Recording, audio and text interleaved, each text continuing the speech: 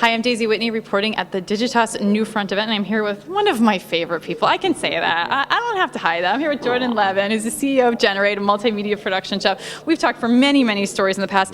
Briefly give us a sense of what you were doing here today, because I understand you have a new show that's going to be coming out very soon. It is. We weren't here to talk about that today. We were really here to be part of the conference. We were invited to present at what they call their soapbox sessions, which is an opportunity to mix and mingle with brands and various agents who may be representing some of those brands. So that's why we were here. So did you do any deals at it today then? Yes, of course. We got one done 5 minutes into the room. That's what this is all about, getting ad deals done. But seriously, do you have a sense, though, that that there will be business that gets written for you out of this show? I mean, are you having the type of conversations with brands today that could lead to an integrated brand deal for a web show or a TV show or whatever it is a couple months down the road? I think today's event is more about a dialogue in terms of getting some thought leadership around Digitas and the role that they play in pushing the market forward. And there's no doubt that the market is heading in this direction, and yet brands seem to be not investing heavily enough in this space to nurture and catalyze it to the degree that the creative community has been investing, to the degree that the venture community has been investing, or the tech community is investing. And brands are a really necessary piece to make this whole They hold the purse strings. They hold the purse strings. Now, I have no doubt that brands will invest in digital content because they will follow audiences, and audiences are migrating to digital, not abandoning television, but increasingly experiencing content across platforms, of which digital becomes a very intimate, more efficient way to reach who you want to reach. But at the same time, the question really will start to unfold as, who is it that they're having that conversation and dialogue with? Are they having that dialogue with the talent and the content creators? Are they dialoguing through more of the traditional middlemen in the form of studios and distributors? It's up to them which role they want to play. But there's a lot of independent producers here today who offer them the opportunity to have that dialogue with talent.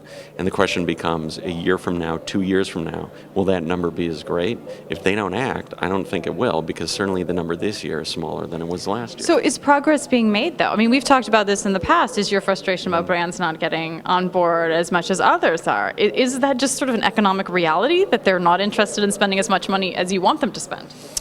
I think no one's asking them to put a lot of money at risk. I think the question is, can they activate some money now? Not be talking about fourth quarter 2010. I don't know pure play digital companies that are in the production business. That's going to be a struggle to wait until 2010. These aren't big budgets that are being requested, but I think there has to be some key learnings that form. Brands were critical in the development of entertainment in other mediums, television, radio. Brands should have a seat at the table where they're a primary stakeholder and primary voice in how this new medium emerges, along with creators, along with distributors. And to the degree that there's a dialogue, there certainly is one. To the degree that there's action in the form of actual spending on original entertainment or original content, rather than extensions of content that exist primarily in traditional media, that, I think, is not happening to the degree that it probably should. Okay, so we know that digital studios are struggling, and I know that you're not a pure digital studio. You have interest in TV, film, publishing, and so on, as well as talent management. We've seen 60 Frames go under. We've seen Mania TV go under. What are sort of your 2 or 3 tips of what you need to do to survive for the Revision 3s, the next new networks, and and obviously Generate, because you're clearly playing in digital as well? Well, I think you have to recognize, it changes every day. So you pose that question like I'm an expert and I have no idea. But the answer will be different tomorrow. It could be. But I believe there's 2 areas. There's either branded entertainment or there's working largely for license fees, unless you want to deficit finance. I don't think deficit financing is a sustainable model. So then you get into needing to work with brands, which probably is going to be more effective if you're working backwards from what do brands want, what are their marketing objectives, and how do you create content around that. That's a long process of engaging in that conversation and then learning and trying to ideate and execute against that.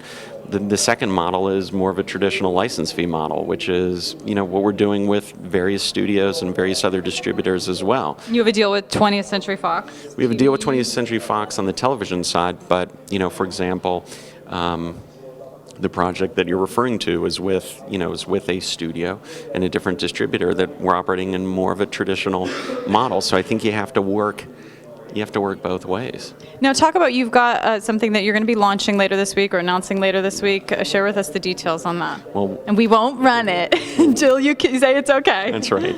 Shran Magnuson would kill me over at Warner. And me too. Don't worry about that. So Warner Brothers. We'll be editing this. Warner Brothers is announcing it. But it's a really ambitious series I'm very excited about. And we're producing a series called The Lake.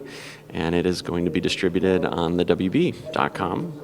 So it's a bit of a homecoming for me. And it's directed by Jason Priestley and features a cast of about 14, both adults and teens. And it is. What's the show about?